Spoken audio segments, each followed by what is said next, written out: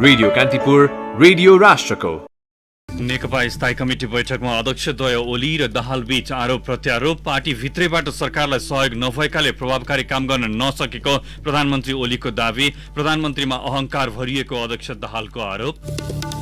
मुलुकका विभिन्न जिल्लामा थप 629 जना नयाँ बिरामी भेटिएसँगै कोरोना संक्रमितको संख्या 10,728 पुग्यो। 24 घण्टामा 114 जना डिस्चार्ज। संवैधानिक व्यवस्था अनुसार मुलुकका अधिकांश स्थानीय तहद्वारा आगामी आर्थिक वर्षका लागि बजेट सार्वजनिक। काठमाडौँ महानगरको बजेट 16 अर्ब 42 करोड 73 लाख रुपियाँ। कोरोना भाइरस महामारीको केन्द्र बनेको अमेरिकाबाट युरोप यात्रामा प्रतिबन्ध लगाउने युरोपियन युनियनको तयारी। र इङ्ग्लिस प्रिमियर लिग फुटबलमा आज 31औं चरणका थप 5वटा खेल हुँदै ला लिगामा रियल मड्रिडले मायोर्कासँग प्रतिस्पर्धा गर्ने। नमस्कार, कान्तिपुर ढारीबाट साथी प्रकाश अनि तेजेन्द्रको समाचार अब विस्तार। नेकपाको स्थायी कमिटी बैठकका लागि विभिन्न 7वटा एजेन्डा तय भएका छन्। काठमाडौँको बालुवाटार स्थित प्रधानमन्त्री निवासमा आज बसेको बैठकले कोरोना रोकथाम, नियन्त्रण र उपचार, सीमा समस्या र समाधान, एमसीसी, सरकारको कामको समीक्षा, पार्टी एकताको बाँकी काम सहितका एजेन्डा तय गरेको हो। पहिलो दिन आजको बैठकमा अध्यक्षद्वय केपी शर्मा ओली र पुष्पकमल दाहालले धारणा राख्नु भएको छ। बैठकपछि सञ्चारकर्मी संघ प्रवक्ता नारायण काजी श्रेष्ठले पर्सि शुक्रबारबाट विषयवस्तुमाथि गम्भीर छलफल हुने जानकारी दिनुभयो। बैठकले 7वटा कार्यसूची तय गर्यो। कोभिड-19 रोकथाम, नियन्त्रण र उपचारका सन्दर्भमा छलफल गर्ने। तेस्रो, नेपालको सीमा समस्या र समाधानका बारेमा। चौथो, सरकारको कामको समग्र समीक्षा। पाँचौं, पार्टीको कामको समीक्षा र पार्टीको सांगठनिक एकीकरणका बाँकी कामहरूको पूर्णताका बारेमा। छैटौं, एमसीसीका बारेमा र सातौं, विमुख। बैठकलाई सम्बोधन गर्दै अध्यक्षद्वयले लामो समयपछि बसेको स्थायी कमिटी बैठकमा जिम्मेवारीपूर्वक धारणा राख्न सदस्यहरूलाई आग्रह गरेका थिए। प्रधानमन्त्री एवं अध्यक्ष ओलीले अहिलेको परिस्थितिमा पार्टी सरकारको कामबारे सकारात्मक सन्देश जाने गरी आफ्ना सुझाव, आलोचना र जिम्मेवारीपूर्वक छलफल गर्न आग्रह गर्नुभएको थियो। अध्यक्ष दाहालले पार्टी, कम्युनिस्ट आन्दोलन, देशको परिस्थिति, आदर्शलाई केन्द्रमा राखेर जिम्मेवारीका साथ गम्भीरतापूर्वक छलफल गर्न आग्रह गर्नुभयो। नेकपाले रुकुम घटना र प्रतिनिधि सभामा पेश भएको नागरिकता विधेयक बारे समेत छलफल गर्ने भएको छ। कोभिड-19 को संकटका सन्दर्भमा सरकारले सबै कर्मचारीको बैठक भत्ता नलिने निर्णय गरेको सन्दर्भमा समेत बैठकमा छलफल गर्ने गरी एजेन्डा तय भएको प्रवक्ता श्रेष्ठले जानकारी दिनुभयो। सरकारले सबै कर्मचारीहरूको बैठक भत्ता, प्रोत्साहन भत्ताहरू यो वर्षको लागि नलिने निर्णय गरेको सन्दर्भमा संघीय सांसद र प्रदेशसभाका सदस्यहरूले पनि त्यो भत्ता नलिने सन्दर्भमा छलफल गर्ने, अरू पार्टीहरूसँग कुरा गर्ने भन्ने एजेन्डा पनि त्यसमा परेको छ। त्यसबारेमा छलफल पछि नै निर्णय हुन्छ।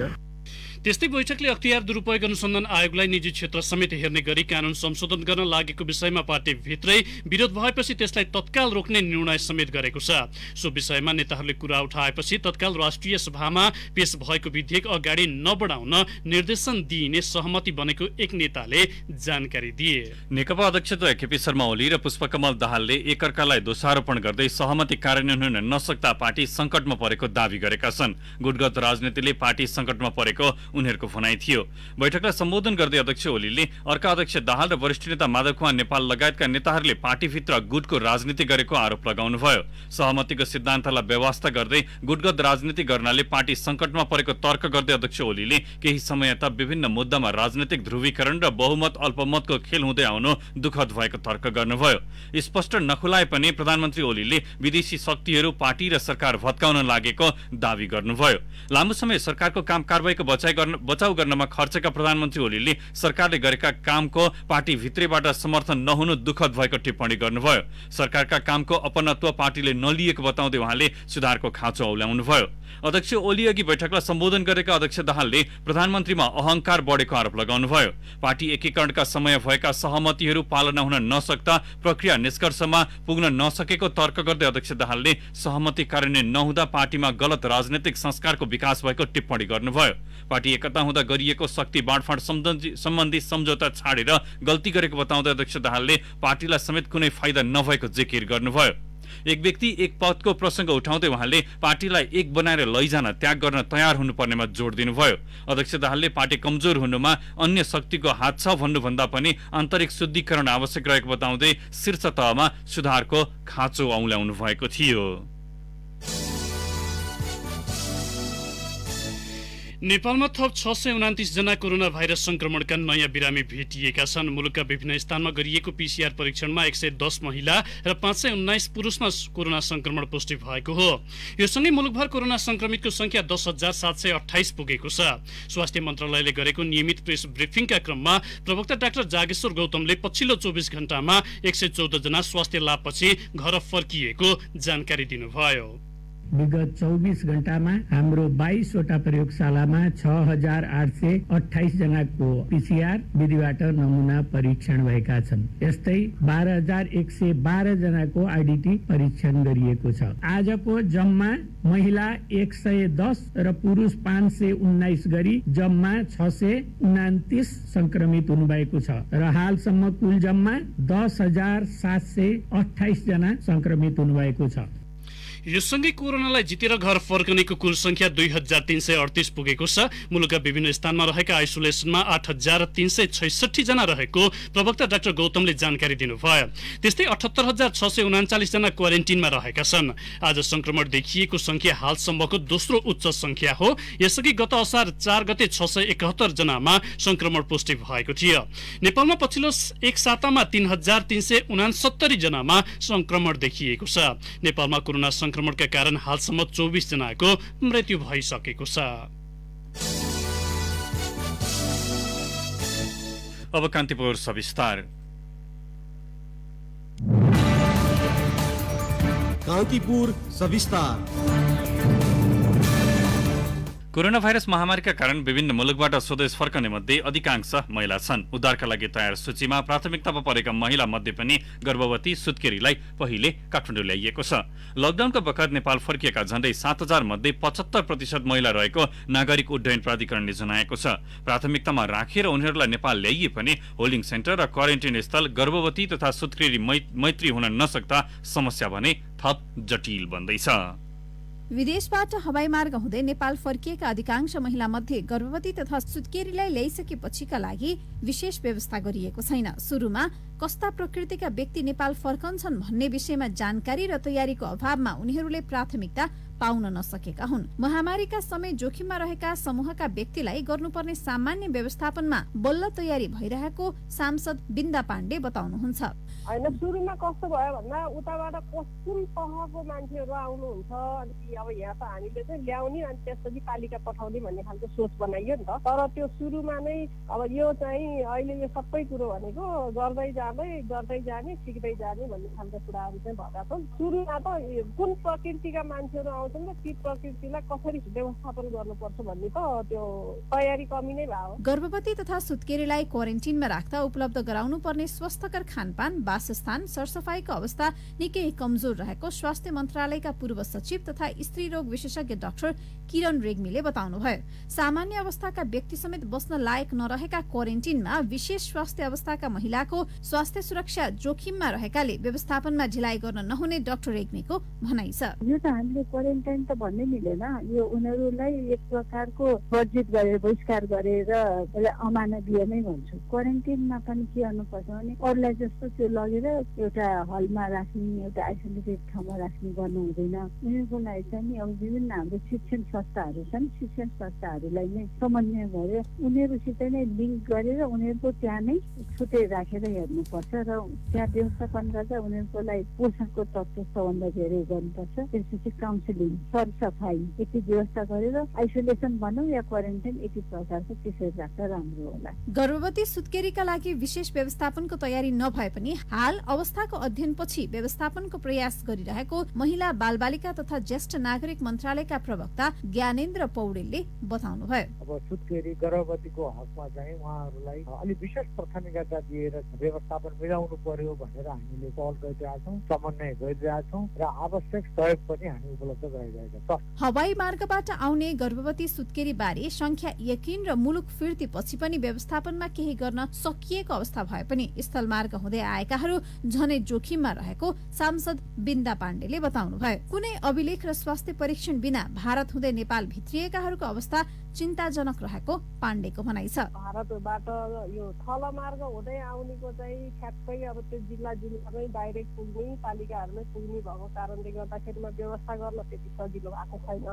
अब केन्द्रीय तहको हिसाबले नि अस्तिको जुन खालको चाहिँ नि समस्याहरू आए त्यस पछाडि अहिले हामी अस्ति बैठक पनि बसेका थियौँ र अहिले चाहिँ महिलाहरूको लागि एउटा छुट्टै क्वारेन्टिन पनि बनाऊ, महिलाको होल्डिङ सेन्टर पनि छुट्टै। गर्भवती वा सुत्केरी अवस्थामा एक मात्र नभई 2 जनाको स्वास्थ्य जोखिममा भएका बेला कुनै फितलो व्यवस्थापनले दुर्घटना ननिम्तिएला भन्न सकिँदैन। विश्व स्वास्थ्य संकटका बेला मुलुकमा पनि केही गरी महामारी आइपरे के गर्ने भन्ने तयारी बिना संकटको सामना गर्दा नै हालको अवस्था आइपरेको प्रष्ट बुझिन्छ। दिनदिनै बढ्दो संक्रमितको संख्यासँगै मुलुकमा आइपरेको मातृ तथा शिशु स्वास्थ्यको अवस्था झनै पेचिलो बनेको छ। रेडियो कान्तिपुरका लागि दिवा भट्टराई। कान्तिपुर सविस्तार। सविस्तारपछि कान्तिपुर डायरीमा अब ब्रेकको पालो। कान्तिपुर डायरीमा अब बाँकी प्रसङ्ग। राज्य व्यवस्था समितिबाट हालै बहुमतले पारित विधेयक विभेदपूर्ण रहेको भन्दै जनता समाजवादी पार्टीले भत्सना गरेको छ। राष्ट्रिय एकता कमजोर पार्ने गरी आएको सो विधेयकले मुलुकमा जातीय, सामाजिक एवं सांस्कृतिक र लैङ्गिक विभेद तथा असमानता कायम गर्ने ठहर जनता समाजवादी पार्टीको छ। पार्टीका अध्यक्षद्वय महन्त ठाकुर र उपेन्द्र यादवले आज संयुक्त विज्ञप्ति जारी गरी नागरिकता ऐन संशोधन गर्ने उद्देश्यसहित ल्याएको सो विधेयकको विरोधमा देशव्यापी प्रदर्शन गर्ने उल्लेख छ। समाजवादीले ऐनमा उल्लेख भएको वैवाहिक अंगीकृत व्यवस्थालाई यथावत राखी यौनिक तथा लैङ्गिक अल्पसंख्यकलाई सो घोषणा गरेको पहिचानका आधारमा नागरिकता प्रदान गर्न सरकारसँग माग समेत गरेको छ। महिला र पुरुष बीच नै लैङ्गिक विभेद हुने गरी ल्याइएको यो संशोधन प्रस्तावले नेपाल पक्ष राष्ट्र रहेका सबै प्रकारका भेदभाव उन्मूलन सम्बन्धी अन्तर्राष्ट्रिय महासन्धिको उल्लङ्घन गरेको समाजवादीको ठहर छ।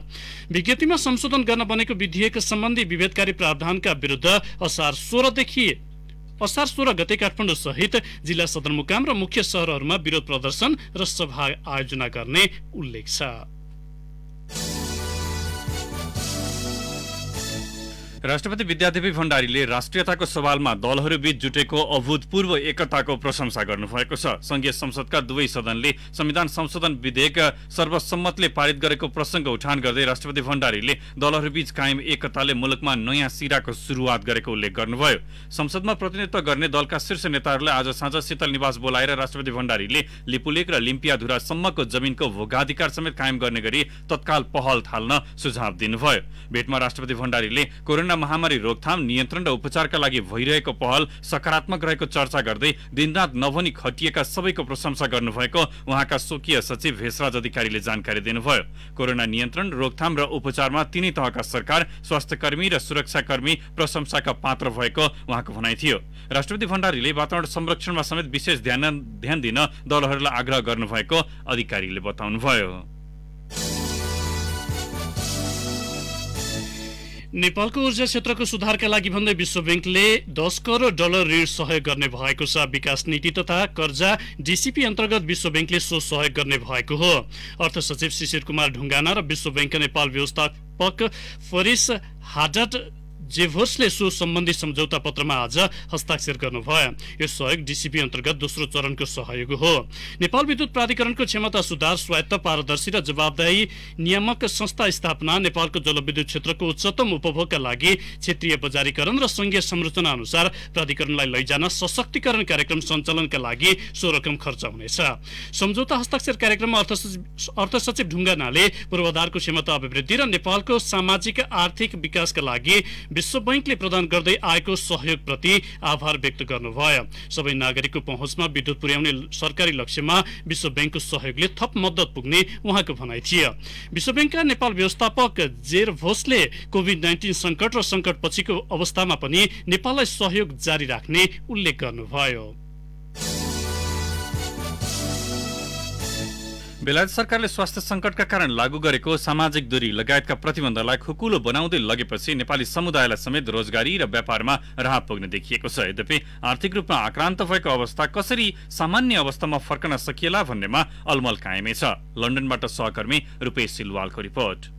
प्रवासमा रहेका नेपालीहरूमा कोरोना भाइरसका कारण ज्यान गुमाउने सबैभन्दा धेरै युरोपवासी नै पर्न गएका छन्। नयाँ अन्वेषण, अनुसन्धान, आधुनिकीकरण र समृद्धिको पर्याय बन्ने गरेको युरोपको अर्थतन्त्र समेत 3 महिनासम्म ठप्पै भएपछि बल्ल यताको जीवन साधारण अवस्थातर्फ फर्कने संकेतहरू मिलेका छन्। बेलायती प्रधानमन्त्रीले अबको 10 दिनमा बेलायतका अधिकांश व्यवसायहरू खोलिने सरकारको निर्णय सुनाउँदा संसारकै सबैभन्दा पुरानो जीवित संसद भवनमा हर्षको रौनक फैलियो। Mr. Speaker, I can tell the House that we will also reopen restaurants and pubs.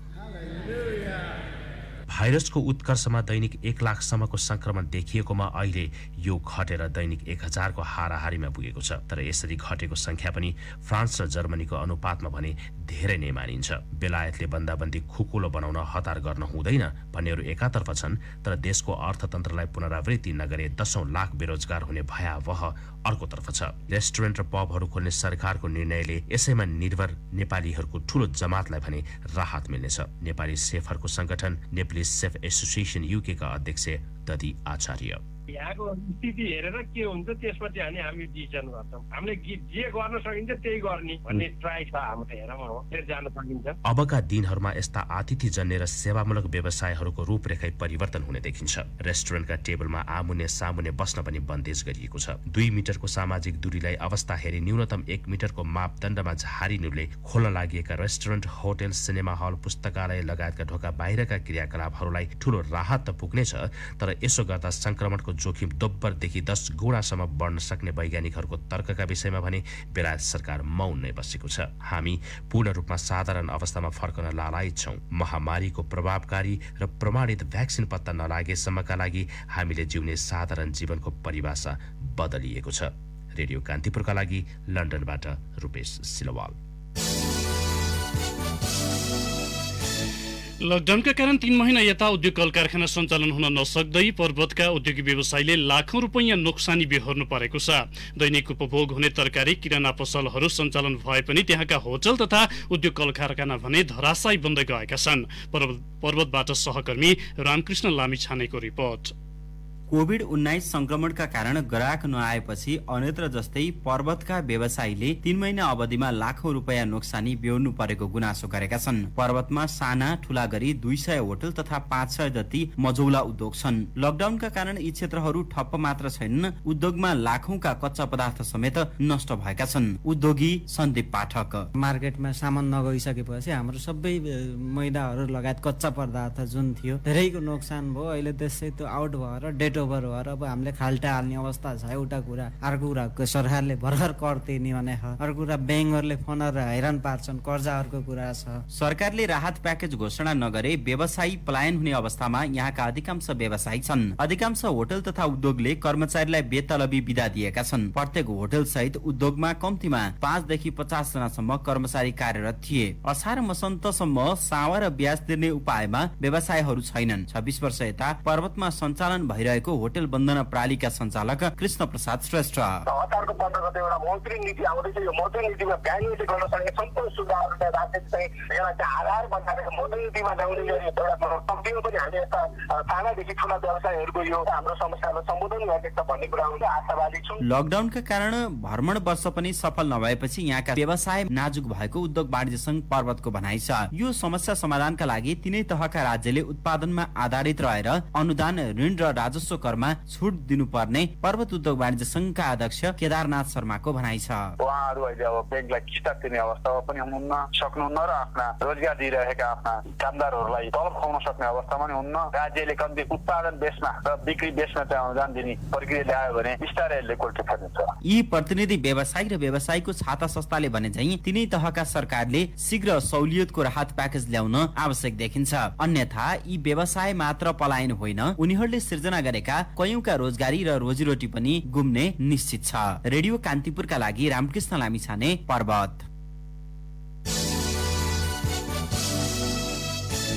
अब केही समाचार संक्षेपमा। विभिन्न 5 मुलुकबाट 1002 जना नेपाली आज स्वदेश फर्किएका छन्। उद्धार उडान मार्फत साउदी अरब, संयुक्त अरब इमिरेट्स, अमेरिका, कुवेत र मलेसियाबाट 1002 जना काठमाडौँ आएका हुन्। जिद्दा र दमामबाट 409, अबुधाबीबाट 149, कुवेतबाट 155 र मलेसियाबाट 4 जना काठमाडौँ आएका छन् भने अमेरिकाबाट 282 जना आजै साँझ काठमाडौँ ओर्लनेछन्।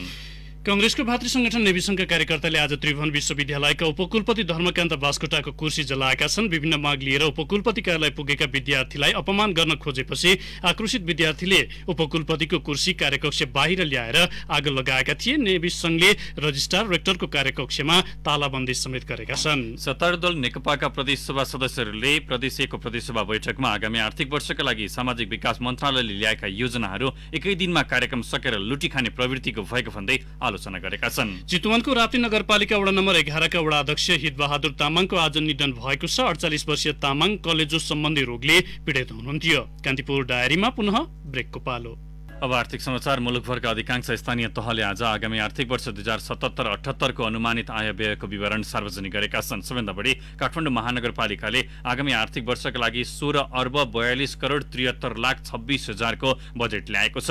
महानगरले सबैभन्दा बढी पूर्वाधार विकास क्षेत्रका लागि 8 अर्ब 43 करोड 43 लाख 71 हजारको बजेट विनियोजन गरेको छ। यो कुल बजेटको 51.34% हो। सामाजिक विकासमा 2 अर्ब 49 करोड 98 लाख रुपियाँ बजेट छुट्याएको छ। यस्तै कार्यक्रम सञ्चालन तथा प्रशासनिक क्षेत्रका लागि 1 अर्ब 78 करोड 27 लाख 50 हजार रुपियाँ विनियोजन गरिएको छ। यस्तै ललितपुर महानगरले आगामी आर्थिक वर्षका लागि 4 अर्ब 79 करोड 15 लाख 62 हजार 515 रुपियाँको बजेट विनियोजन गरेको छ। महानगरले कुल बजेट बाहेक पूर्वाधार विकास, सामाजिक विकास, कार्यक्रम सञ्चालन तथा प्रशासनिक आर्थिक विकास लगायत क्षेत्रमा हुने बजेट भने सार्वजनिक गरेको छैन।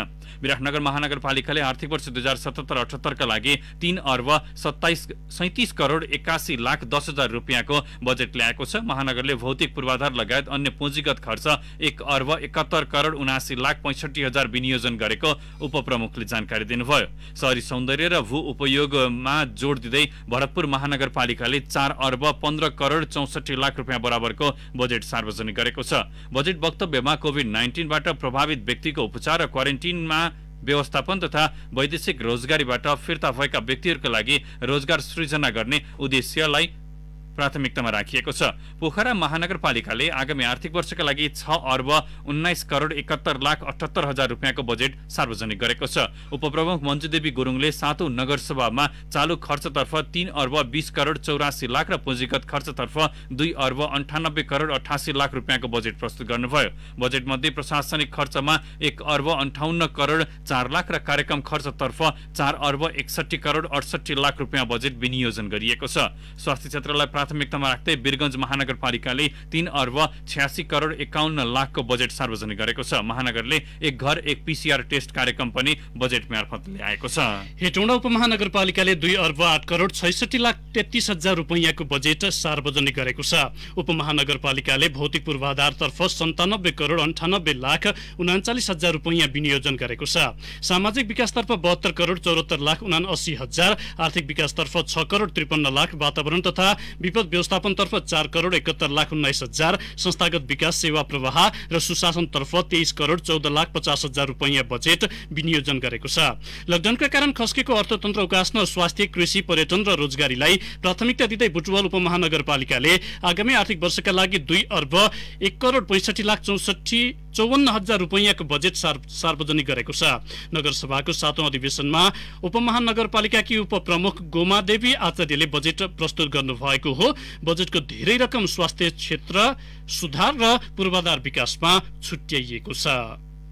अब अन्तर्राष्ट्रिय समाचार। युरोपियन युनियनले कोरोना भाइरस महामारीको केन्द्र बनेको अमेरिकाबाट युरोप यात्रामा प्रतिबन्धन लगाउने तयारी गरेको छ। जुलाई 1 देखि युरोप प्रवेशमा प्रतिबन्धन लगाउने सूची तयार गर्न EU सदस्य राष्ट्रका दूतहरूबीच छलफल सुरु भएको बीबीसीले उल्लेख गरेको छ। युरोपियन युनियनका आबद्ध मुलुकहरू आफ्ना पर्यटकीय गन्तव्य खोल्न आतुर रहेकाले सुरक्षित मुलुकको सूची तयार पार्न लागि हो। अमेरिकामा भाइरसको संक्रमणको बढ्दो अवस्थालाई मध्यनजर गर्दै प्रतिबन्धको सूची तयार पार्न लागि छ।